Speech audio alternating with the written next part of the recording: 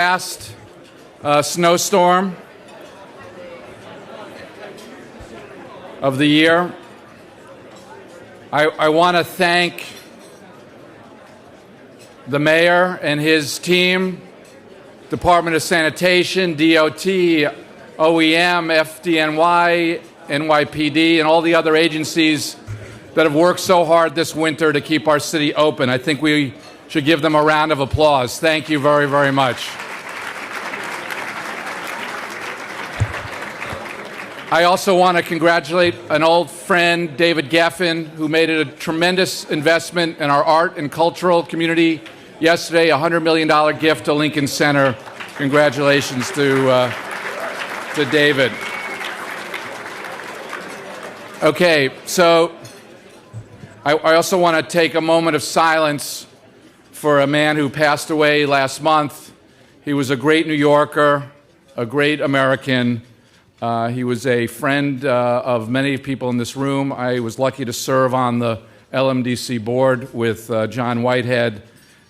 He was a true American hero, and our city, our state, our nation really lost a great person. So a moment of silence for John Whitehead. Thank you.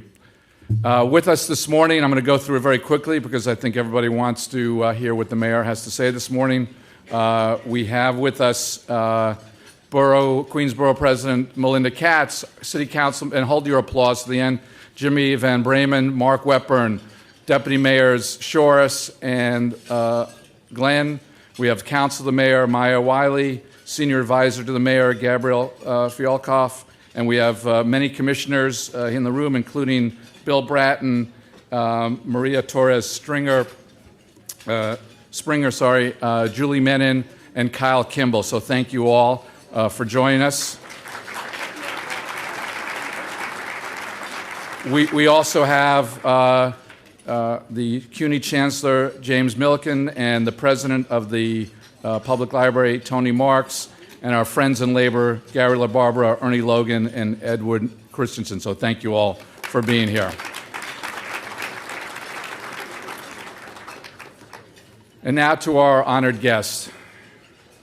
This morning we are pleased to welcome back Mayor Bill de Blasio to the ABNY stage.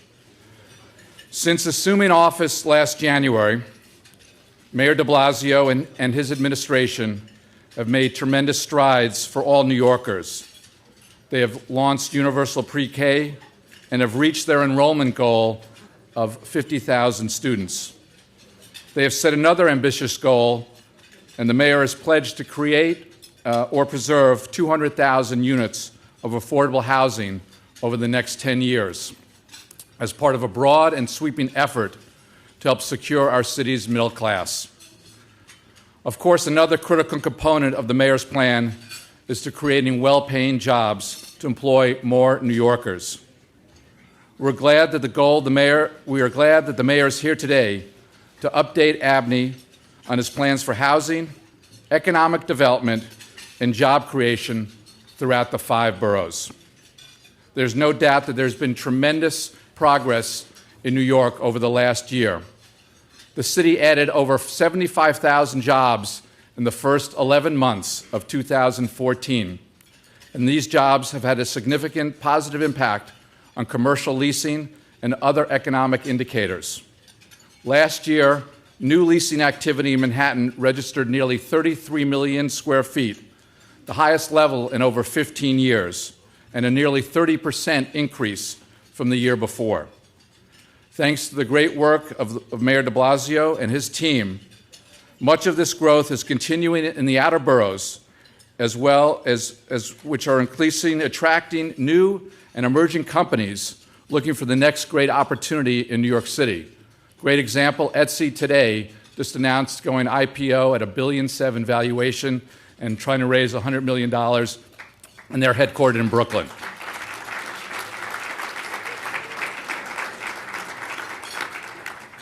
ABNY's work last year with Google, Citi, and New York Tech Meetup showed that over 291,000 New Yorkers are employed in the city's tech ecosystem. Financial service firms, real estate, insurance, entertainment, and publishing companies that show that they are increasingly relying on tech to drive their core businesses. And 44% of those 291,000 jobs don't require a 4-year college degree, proving that 21st century economy that can benefit all New Yorkers. Mayor, we know our work last year helped lay the groundwork for much of your job agenda, including the tech talent pipeline, and we are happy that you are here today to update us on your progress in creating economic opportunities for all New Yorkers. Ladies and gentlemen, please join me in welcoming our Mayor, Bill de Blasio.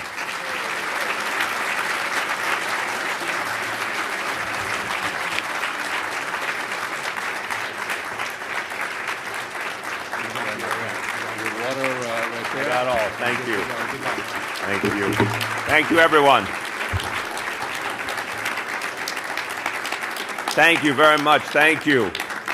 Well, first, I want to thank everyone for coming out and braving the snow and creating this quintessentially New York atmosphere. As you walk around the room today, you feel as if you are on a subway car. So it's very natural for all of us. Thank you for having helped to create that.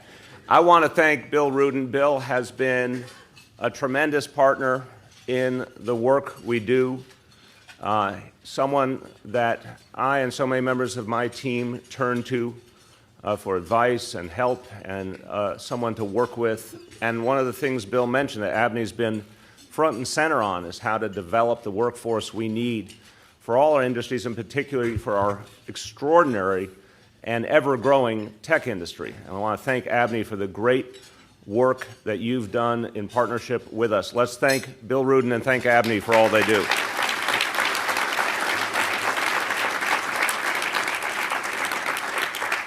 You heard Bill list the extraordinary members of my team who are here. I just want to take a moment to reflect on the fact that many wise people and learned people told me a year and a half ago that it would be nearly impossible to find the highest caliber talent to come into public service at such a challenging time. I could not be more pleased with the team that we've assembled, and I've heard from so many of you over the last year plus how pleased you are with the caliber of these individuals. Let's thank all the members of this administration for what they do.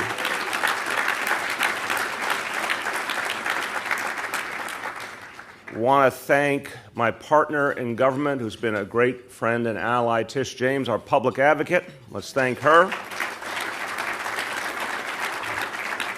And finally, I was on this stage for the Citizens Budget Commission dinner. I praised my colleague, my predecessor, Mayor Dinkins, and I said that all he ever did for me was give me my start in public life, helped me meet my wife, which led to the birth of my children. But other than that, David Dinkins has done so much for this city, and I cannot thank him enough, and we should all thank him.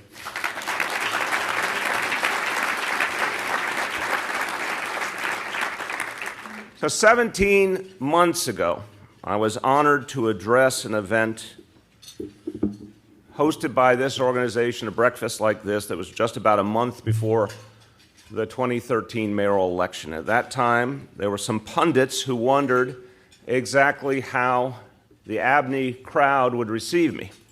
After all, my campaign was built around a vision of progressive change. It was focused on taking dead aim at income inequality and helping to rebuild our struggling middle class.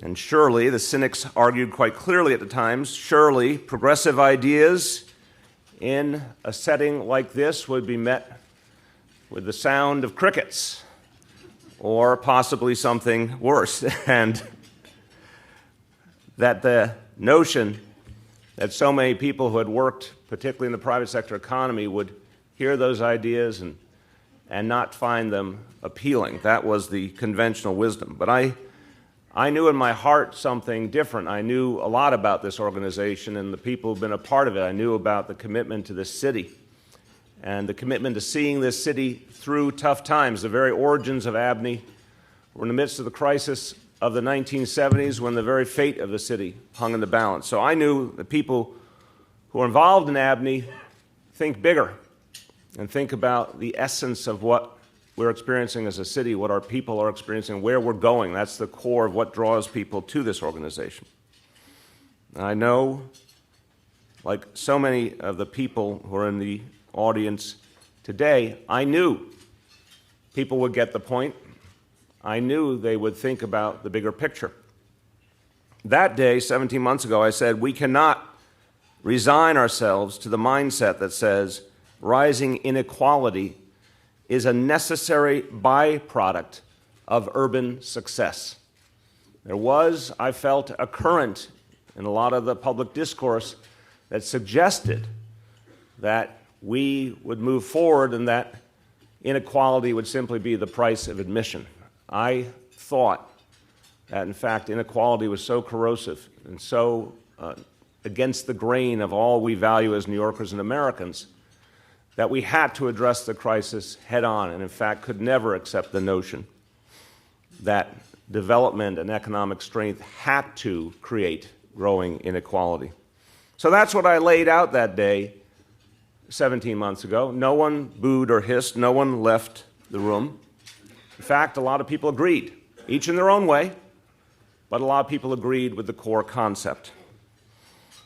And I think it's because so many people understand that the inequality crisis is not just about the concern that so many in this room have for those who struggle or those who are vulnerable. It's not just about those of modest means. It's literally about our whole society. The inequality crisis is not just a threat to those who are clinging to their place in the middle class, hoping they won't fall out. It is a crisis that affects every one of us, regardless of your income or status, because it affects the social fabric, it affects our future prospects, it affects our strength and stability. Even if you've had great personal success, and many people in this room have, and many people in this room who've had great personal success started from pretty humble beginnings and worked their way to that success. Even if you've had that success, making sure that we have an opportunity society is fundamentally in your interest, because that has been the magic and the strength of New York City, not just for decades, for centuries. That's been the core of who we are. If New York ceases to be a city of genuine opportunity for all, regardless of the circumstances of their birth, then we not only lose a part of who we are, a part of our culture, a part of our persona, we also risk losing our place as a global center of innovation, creativity, diversity, progress, the very attributes that have made New York indispensable in the world today. Those very attributes that always gave us strength, but in some ways are more powerful than ever, are also under threat because of the economic reality that so many of our people face. And that's why I refuse to accept the false choices that for too long have defined the way that some have viewed our city. Let me offer a few of those false choices that we've often seen in the purveyed by those who I think offer a conventional wisdom. One, the false choice that sustained economic growth is fated to help only some while leaving so many others behind. The false choice that more development inevitably means that everyday New Yorkers will be priced out of their neighborhoods. The false choice that New York cannot be both a growing city economically and a city of opportunity for all. We know that that type of myopic thinking should not and will not define our future. A progressive agenda, one that seeks to reduce the cost of living for working families, as well as boost their wages, is not in conflict with fostering a thriving economy. In fact, it can and must be the foundation for a sustainable, growing economy. Now, we've just begun to implement our agenda, and I appreciate Bill Rudin's summary of some of the key elements of what we've worked on over the last year plus. So we've just begun, but if 2014 is any indication, the policies promoting fairness and equality are not inhibiting economic growth in the slightest. So let's just take a look at some of the good news from last year. In 2014, New York City saw, as you heard, almost 100,000 new jobs added, more than 4 million private sector jobs now in the city, an all-time high, and that is something we should be very proud of. An unemployment rate down nearly 2 points in less than a year, with the third quarter experiencing the largest 3-month drop in unemployment on record.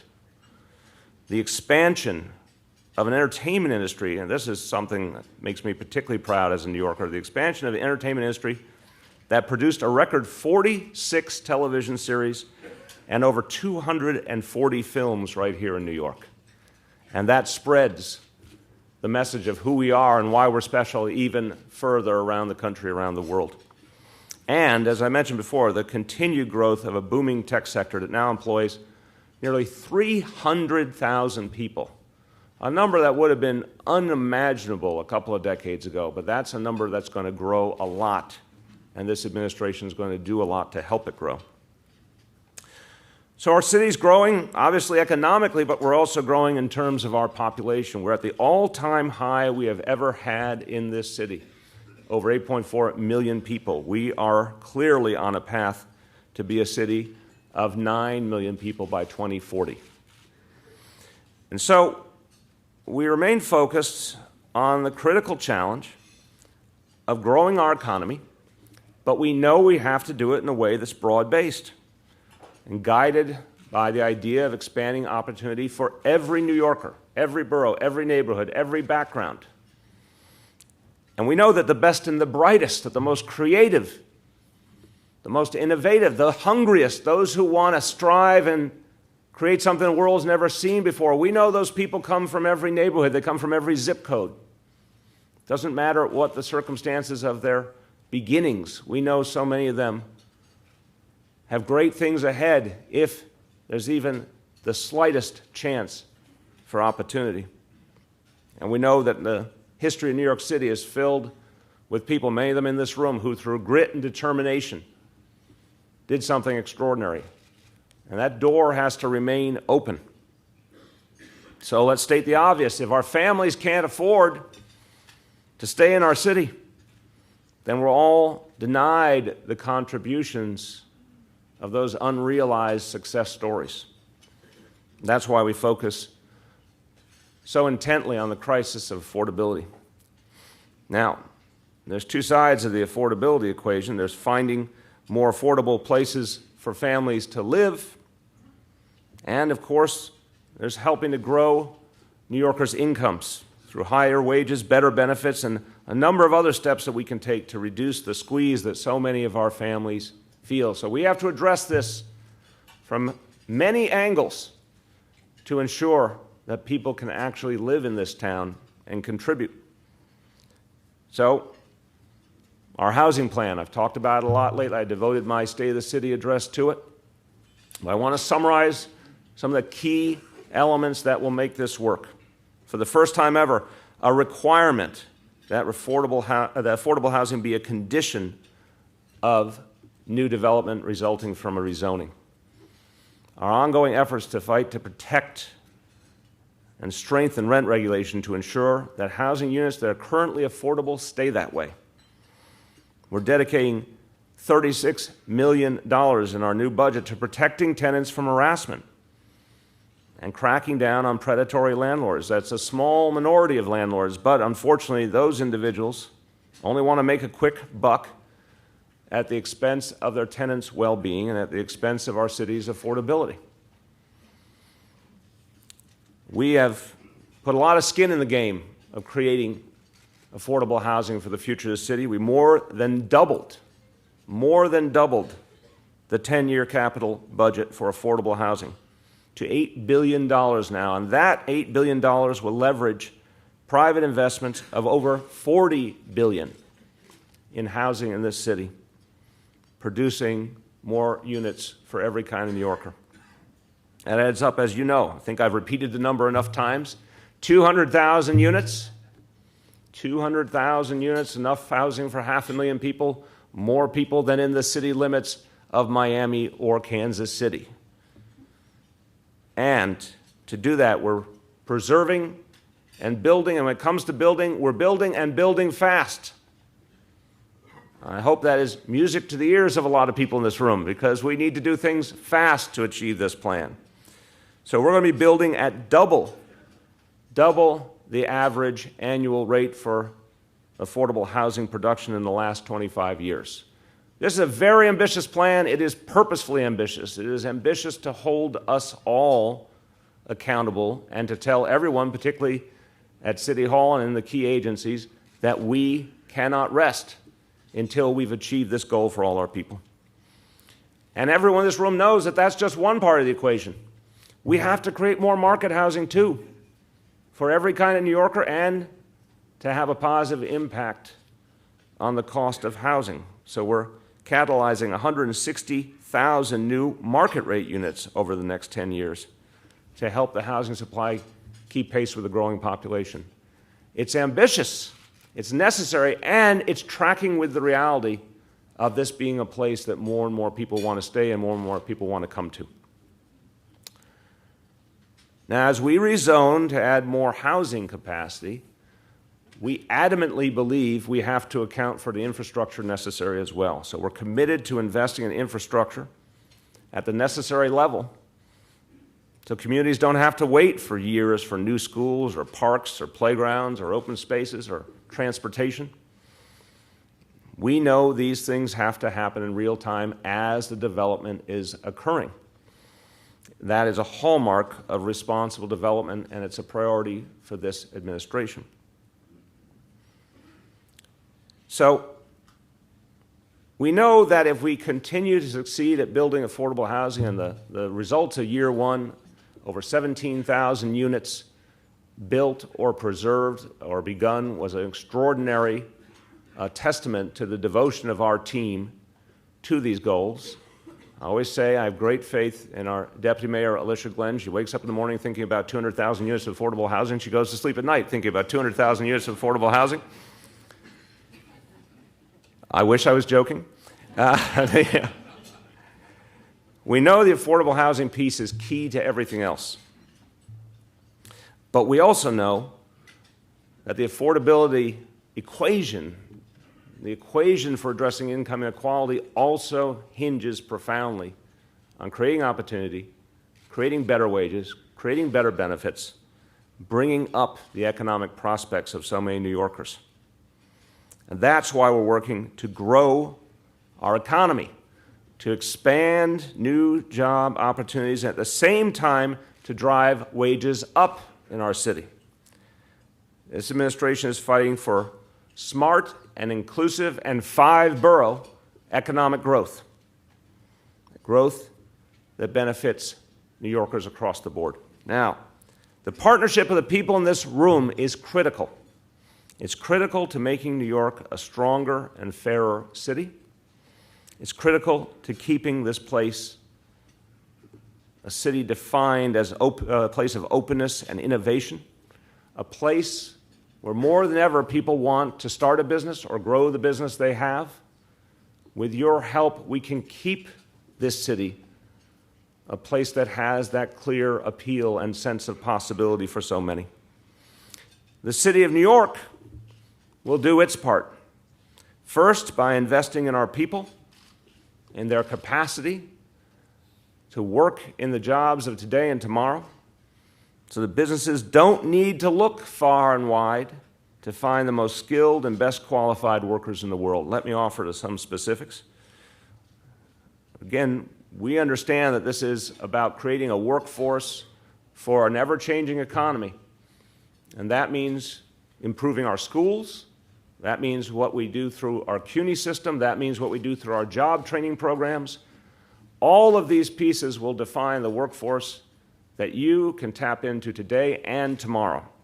So, beginning at the beginning, we start at the earliest point with our children in pre-K. As you know, more than 53,000 kids enrolled in full-day, high-quality pre-K this year, and we expect that number to be closer to 70,000 kids next year, meaning every child who needs a pre-K seat in New York City will have one, and we're very proud of that fact.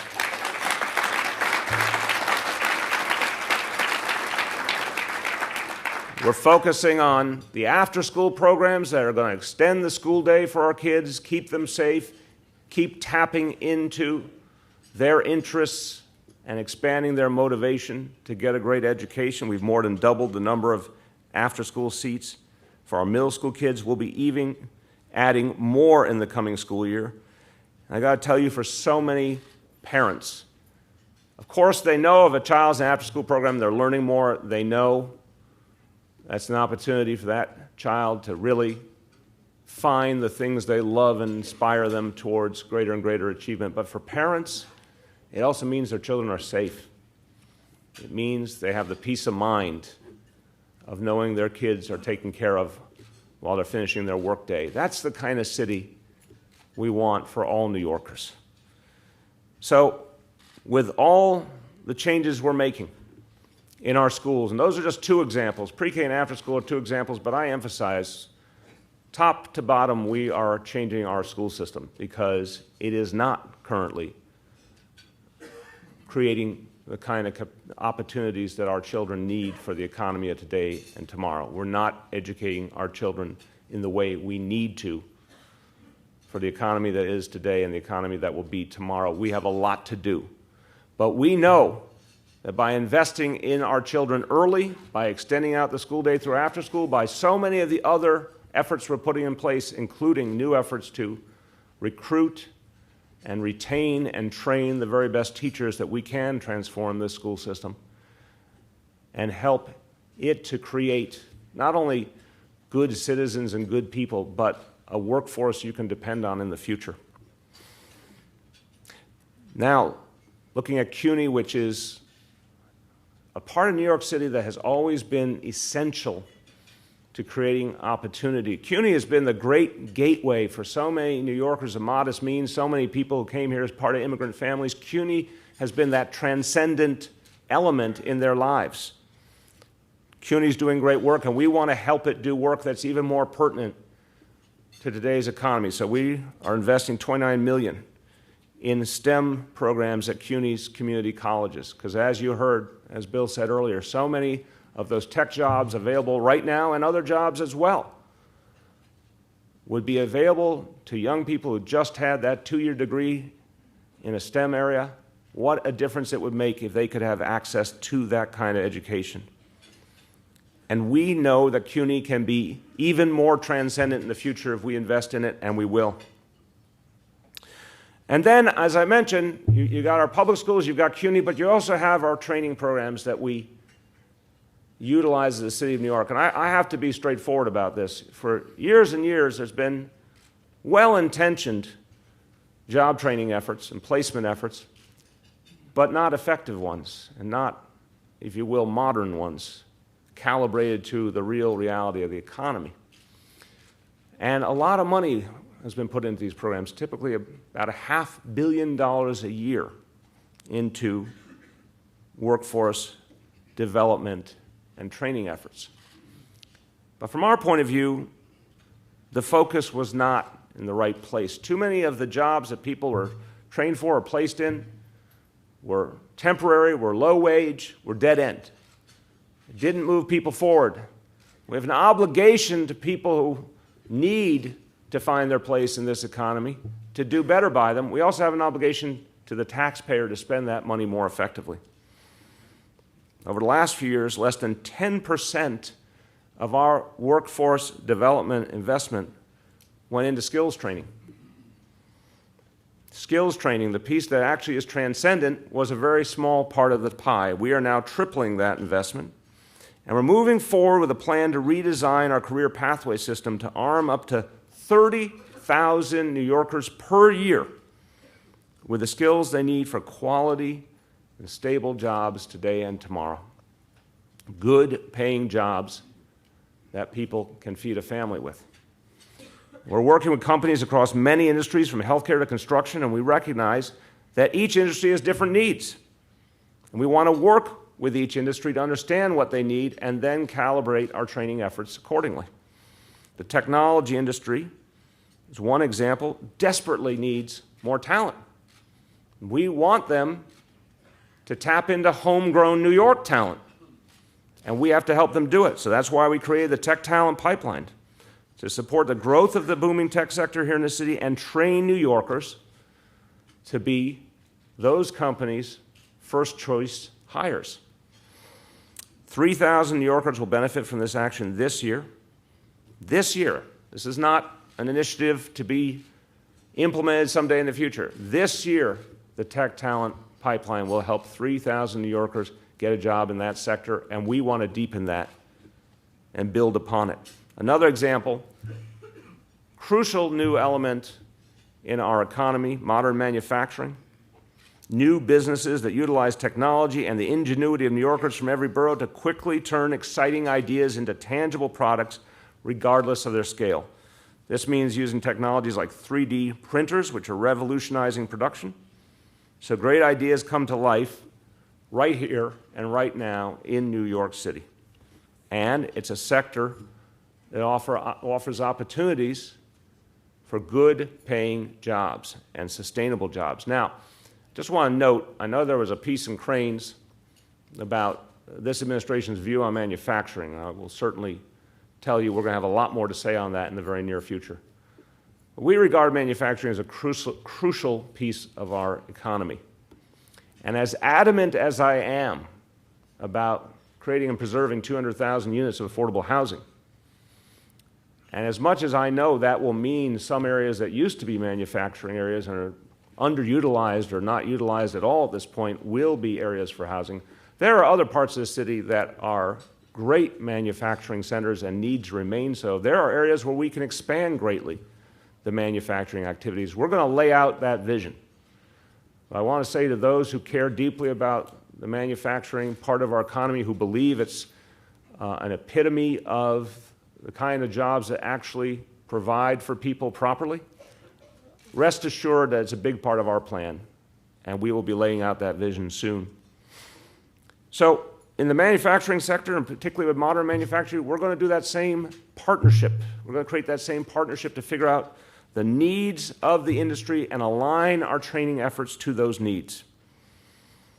And then we're going to secure commitments from the businesses whose needs we address through training to hire those people, young and some not so young, who come through the training ready-made to work in those companies. We want to make sure they are hired quickly by those very same companies.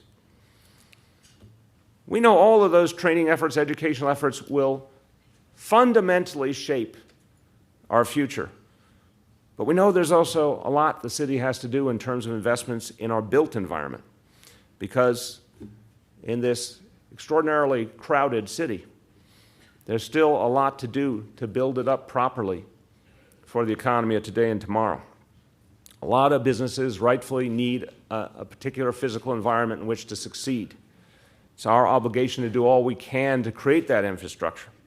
And we understand how important the right infrastructure is to economic growth. I always say, look around the world at the nations that are thriving economically, at the cities that are thriving economically. They are investing in infrastructure. They're investing in education and training. They're doing the things that we're trying to do. I hasten to add, in some of our competitor nations and cities, their national governments are deeply committed to those investments and make it a priority. We do not experience that reality currently in Washington, D.C. That was the gentlest way I could put it. We have a lot of work to do, and the transportation bill coming up this May will be a litmus test of whether our national government is actually interested in making the kinds of investments to build the economy of economic engines for our nation like New York City. But we're going to make the investments we can nonetheless. We're devoted to it. We're putting our money where our mouth is when it comes to infrastructure. We're investing in city-owned assets so innovative businesses can grow there. For example, one of the great success stories of recent years, the Brooklyn Navy Yard.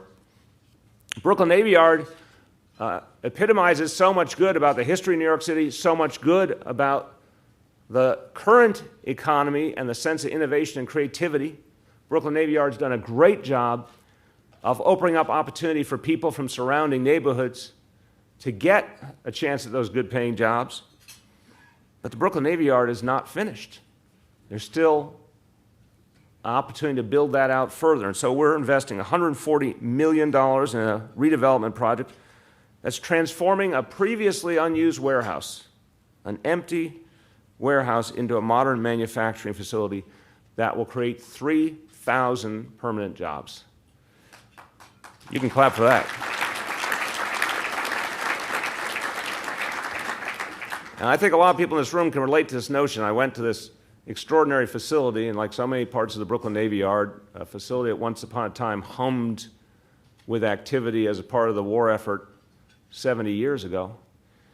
And here was this cold, empty space right in the heart of the creative energy of Brooklyn. So many entrepreneurs who would love to use that space, but it wasn't going to happen unless the city invested. We wanted that space online, creating jobs as a place that businesses could start and grow. And one of the great successes of Brooklyn Navy Yard, because the job training and placement services are right there on site, maximizing opportunity for folks who haven't had as much chance to succeed in this economy. The same concept that's worked at the Brooklyn Navy Yard, the capital investment, the job training, the mission-driven approach, we're applying that to the Brooklyn Army Terminal. We're opening 500,000 square feet for modern manufacturing because of the capital investment that we've made there. That's going to mean 1,000 new permanent jobs. Again, smart, modern jobs that will fit what we need for today and tomorrow in another space that had gone unused for decades. That's what you know about already, but today I'd like to announce another piece of our investment plan. Today I'm announcing our new plan to invest $150 million over 12 years to revitalize the Hunts Point market, fortifying a vital aspect of our infrastructure, our food supply. Ladies and gentlemen, you really want our food supply to be protected and fortified. This investment in Hunts Point will modernize the buildings and infrastructure that are currently there. It's also going to open up new space for new businesses. And this is about not just making sure that that area is economically strong and viable for the future, it's also about making sure it is resilient and sustainable. Crucial to the future of this city.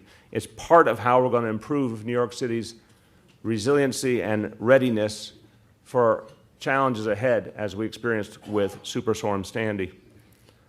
It's hard to overstate how important Hunts Point is to our city. It occupies 329 acres, supports 115 private wholesalers, employs over 8,000 people, and a lot of those jobs are good paying jobs available to people regardless of education level. We want to protect those jobs. We want to see more jobs grow in that space. And we believe that the Hunts Point of tomorrow recognizes the yearning that so many people feel to have their food grown locally, to not have to participate in the reality of food moved from 3,000 miles away in California or other parts of the world, even though that's got its joys. The more our food is grown locally, the better it is for our environment, the healthier it is, the fresher it is. It allows also we in the city of New York to work more closely with our brothers and sisters upstate to build their economy up and to work together in tandem. So we're going to create a dedicated space to better link us to the food that is grown and produced in upstate New York, strengthening our city's crucial partnership with upstate communities and farms and businesses.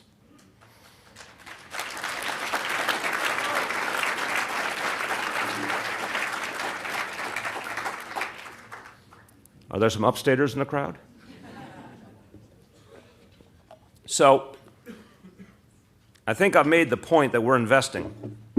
We're investing a lot, obviously investing a lot in the affordable housing plan. We're investing a lot in our schools. Lord knows I'm not focusing on the question of public safety today, but because Commissioner Bratton is here, I want to commend him again for the great work he's doing, and we're investing a lot.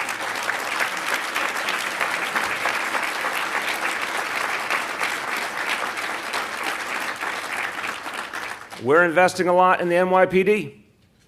So, what folks in the private sector should want to see, in my opinion, is exactly that kind of focus, that energetic focus on investment, making this a safe city, a city with a better educational system, a city that's constantly trying to improve our workforce through our public schools, through CUNY, through our training programs, a city that is constantly improving the physical plant necessary for a modern economy.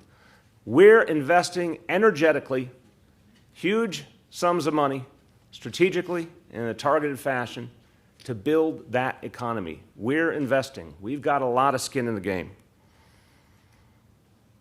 And we're focused on the whole picture, as you know from my State of the City address. We're investing in transportation. We're investing in more bus rapid transit. We're investing, for the first time, in a real citywide ferry system, which we think will be great for New York City.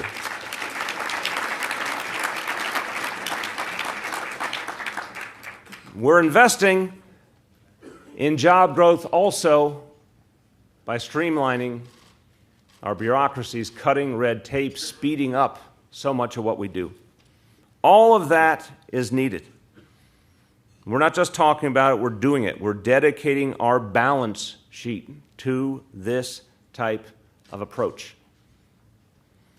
And that's why, now that I've talked about how the City of New York will do our part to tackle our inequality crisis, I want to call on you, the business leaders gathered in this room, to do your part. I need you, we all need you, to take responsibility for providing the great people of this city with the opportunities, the better wages, and the chances for advancement that they need and they deserve. That means hiring New Yorkers from every neighborhood, giving them the chance to put their skills and their drive and their determination to work for your company. It also means raising wages for your workers. This is the crucial need of our times. Companies across our city should move as quickly as possible to raise their minimum wage to over $13 an hour.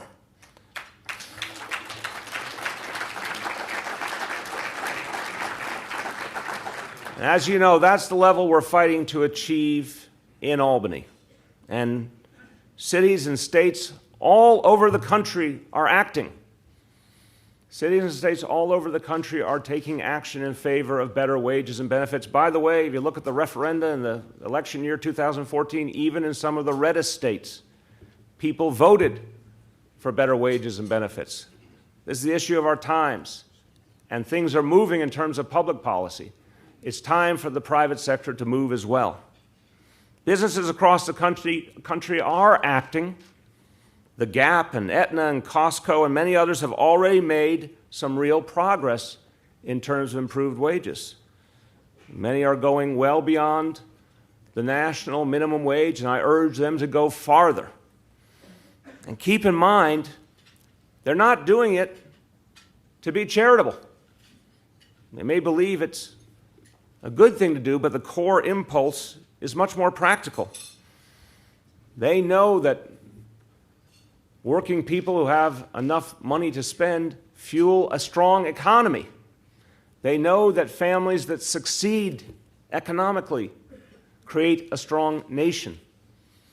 That when people can't have enough in their bank account to buy products, it holds us all back. That when families fail economically, it burdens everyone, and it's a moral crisis for our city, our state, our nation. So companies are acting more and more because they do see the big picture. They also understand the practical impact. Studies have shown how increasing workers' wages has a powerful upward pull on the entire economy, because higher wages simply means increased consumer spending. And raising wages is good for business on many other levels. I want to quote David Blasio. He's the CEO of Uncommon Goods. It's an innovative retailer and a very successful one based in Brooklyn. And he's been a successful entrepreneur who advocates strongly for increasing the wages of workers. He said it very simply. When you treat workers the right way and help them succeed economically and help their families succeed, quote, we see higher productivity and lower turnover when employees are fairly compensated. Simple, practical reality. So it's time for New York City businesses to take bold action. Not only because hardworking New Yorkers deserve a path to the middle class and an opportunity to stay in the middle class, but because giving them that opportunity would do so much to help our economy for everyone. And to that end, I'm also calling on major investors and lenders to put their money in companies that pay good wages. Leaders of our finance industry have a very real impact on our city's economy. They have a huge impact on decisions of businesses all over the country. They should use their power to benefit the people of this city and hardworking people all over the country, people in the middle class, people trying to stay in it, working class people, low-income people trying to work their way up.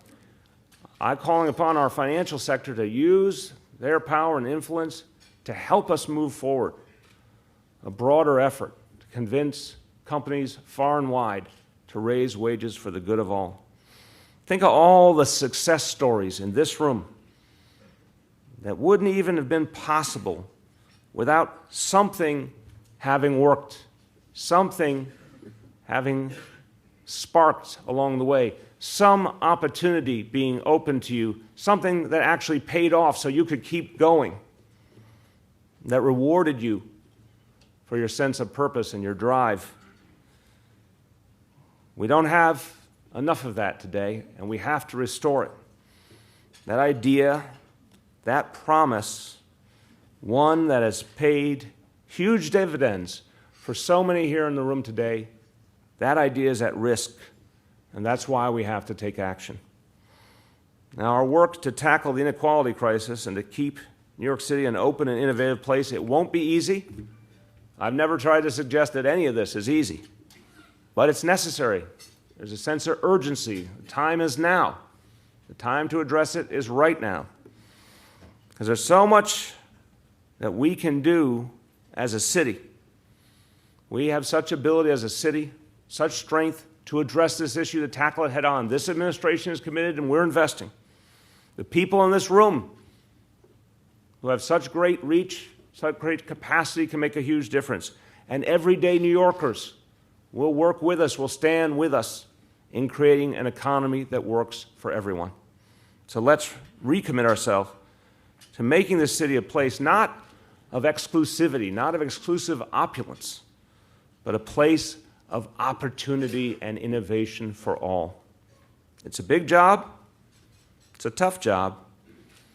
But the stories, some famous, not so famous, of people in this room and beyond, everyday New Yorkers who made it, demonstrate that it's well worth undertaking. I believe we'll succeed. I believe this is a moment where we can change things and get this city on the right track for its future, and I believe we'll achieve that together. Thank you very much. We'll do some Q&A.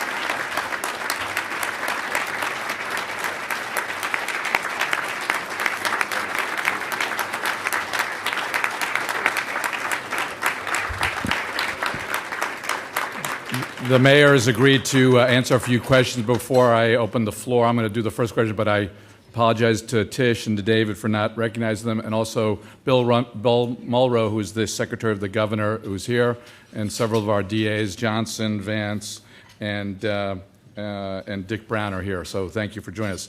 So, Mayor, you laid out a very compelling argument regarding the income inequality that's affecting our city and our country. What else can the people in this room do to help you support your efforts in making changes? Thank you very much. Well, I appreciate it, Bill. And look, I think it's a straightforward agenda. Supporting our efforts, the plan that we put forward, our investments, supporting our efforts to get a transportation bill done in Washington that will keep building our infrastructure, supporting our efforts in Albany to raise wages and benefits. All of that helps immensely. But then it also comes down to the things you can do directly. As I said, what you can do to raise wages and benefits, what you can do to hire everyday New Yorkers, to hire folks who haven't had as much opportunity. And then it is working with us to build these workforce development efforts the right way. The only way our training programs work is in tandem with you. If you help us figure out what you need and how to construct it properly, and we create the kind of workforce you're looking for, that's a win for both of us. But then we need you to hire those people. We need you to hire the folks who get that training and get them to work right away. We appreciate deeply, a lot of people in this room are profoundly charitable. We need your help investing in a number of these workforce efforts and educational efforts through the Mayor's Fund, through our Fund for Public Education. Those efforts help immensely. And finally, I know a lot of people do this already, but we want to deepen this. We need you involved in our schools. Because I think, amen. I've said for a long time, we need to deepen the notion that our schools, particularly our high schools and middle schools, have a direct connection to the economic sectors of this city. So kids get acclimated early on to what kind of jobs and what kind of opportunities are ahead, so they get a deeper understanding of how to participate in the modern economy. They get the mentorship, they get internship opportunities, they get the sense that they actually belong in the modern economy. A lot of our young people don't know that yet. But with your involvement in the schools in a very targeted way, you can make a huge difference on that front. Okay, I'll open to the floor. Questions? Anyone have a question? Somebody has to have a question. Wow, what is this shy group of New Yorkers? Kathy? I just want to give a shout out to your Department of Sanitation. All right. Yeah.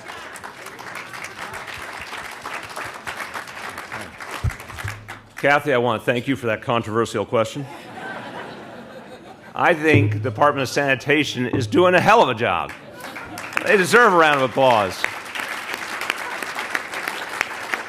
I also want to say, I say this with profound love, I have a special appreciation for sanitation workers. I've worked with them for a long time. I have a great appreciation to the sanitation garage in my neighborhood in Brooklyn, BK6. And the great thing, I really do, I just think they're cool. But the great thing is, I think I've experienced the category of mayoral leadership called the snowstorm, and I really have had a lot of experience with that. And so I've gone to the garages as the snow is starting to mount and the battle is about to join, and seriously, it's like watching one of those NFL films, because you go around and guys will say things like, "Now's our time to shine." Like, this is what we trained for all year. So it's actually quite inspiring. I urge everyone, visit your local sanitation garage on the eve of a storm. You won't regret it. You can go out now. It's perfect timing. Questions from the audience? Yes, sir. I'm John Casey from Rudin College. I appreciate that you chose to focus on jobs, on education, housing. Towards the end of your talk, you spoke a little bit about what the business community can do for social services. I'm a social services guy, so could you talk a little bit more about the relationship between the business community here in the city and social services agencies? Well, I think it takes a couple of different forms. I mean, look, the business community, obviously a lot of folks have been deeply involved in efforts to aid our social service agencies and charities. I appreciate that. A lot of companies have taken a special interest in particular people in need. For example, tremendous efforts to help the homeless. And all that charitable emphasis we need to continue and to deepen. But again, I think there's a way to take that to the next level and more directly achieve an impact. And one example, so the Mayor's Fund is now working on an effort that is not just focused on traditional summer jobs, but is focused on making sure that literally every child of working age, every young person high school age, who is in a shelter or is in foster care gets a summer job. It's a simple idea. Kids who need it the most.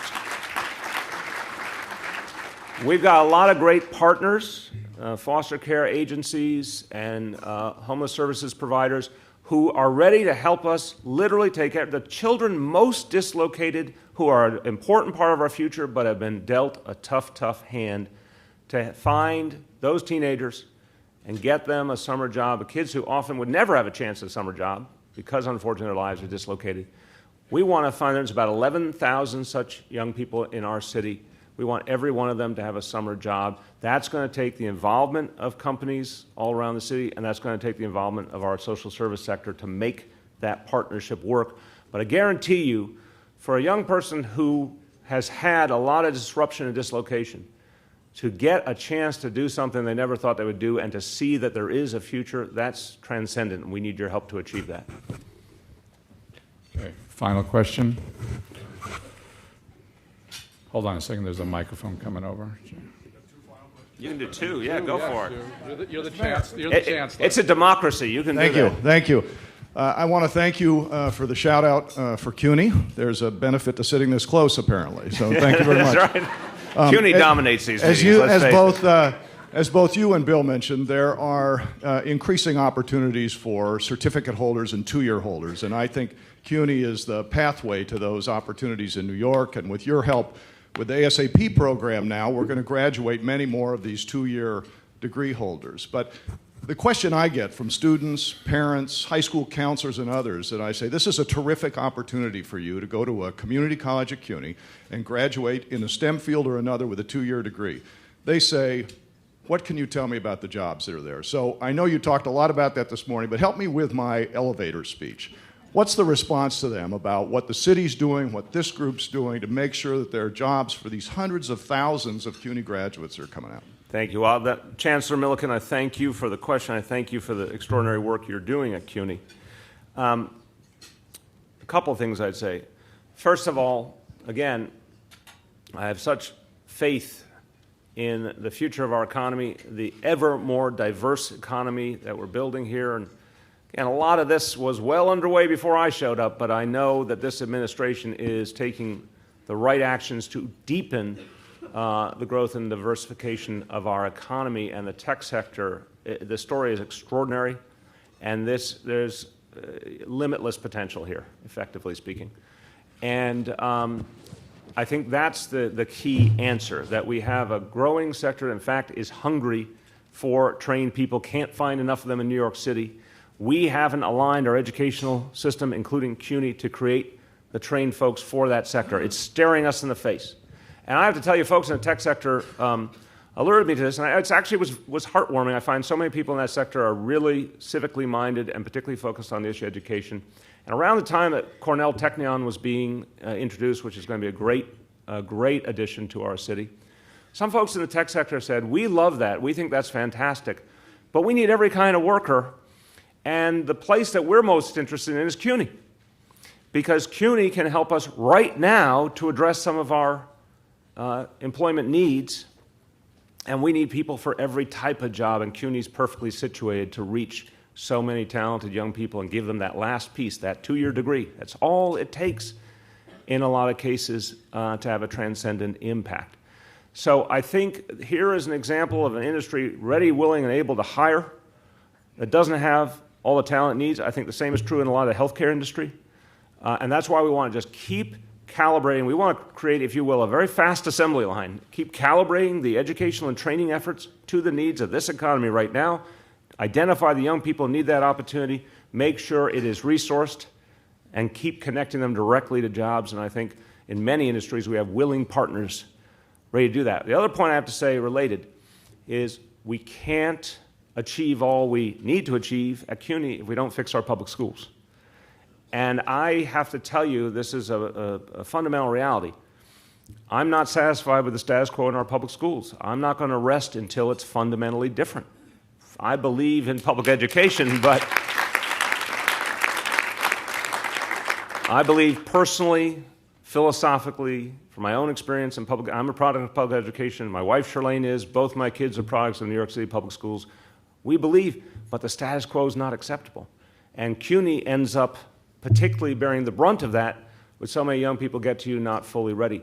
That's why we are going to address the education problem at all levels, starting with reaching children much earlier and much more effectively, to get you, the kind of young people, ready to learn at the CUNY level. We also are going to do more and more to infuse STEM elements into this public education curriculum, and to infuse computer science training in particular into the public school curriculum. That's going to take some time, it's going to take some work, but that's where we need to go as a city. Finally, to say, you mentioned the role of guidance counselors. One of the reasons I was up in Albany last week saying it's time to really address the requirements that the Court of Appeals determined most of a decade ago, that the City of New York was not getting the appropriate amount of public school education funding from the state. This was a decision the Court of Appeals first actually acted on, implemented by Governor Spitzer, but for only 1 year, and then the economic crisis struck. For the first time since, the state, thank God, has a strong surplus, almost $8 billion. It's time to address this unaddressed issue. And I got to tell you,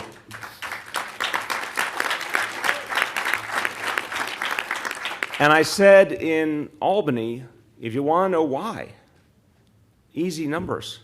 We have 171,000 kids with special needs out of our almost 1.2 million kids in our public school program. 171,000 kids who need extra help. We can't do that well enough without the appropriate resources we have in terms of guidance. Right now in New York City high schools, one guidance counselor, on average, one guidance counselor for every 374 students. We're trying to prepare these young people to succeed to get into college, to succeed in college, or to find work or find training. Put yourself in the shoes of that one guidance counselor trying to manage the lives of 374 students. This is another example why we need the resources to actually reach our young people properly and prepare them for the modern world. So I'm going to keep fighting for that help from Albany. But in the meantime, this was not an elevator speech. I'm sorry. I went off. This was like a very long elevator ride where someone obnoxiously pushed all the buttons, okay? But the point is, the point is it all goes together. And maybe being a parent myself was my awakening in this area. The day, I always say, the day we brought home Kiara changed my life and Charlene's life forever and changed our perspective. Thank you again, Mayor Dinkins, for making that possible. But when you see what could be in each young person's life, but how much focus and investment it takes to create the young people who could be so vibrant in the city of tomorrow, that's what drives us every day, and that's what we're going to invest in. Thank you. Thank you.